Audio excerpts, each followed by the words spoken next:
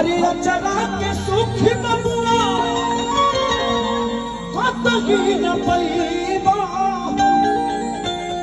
बस अपना न होई तो हरे पूरा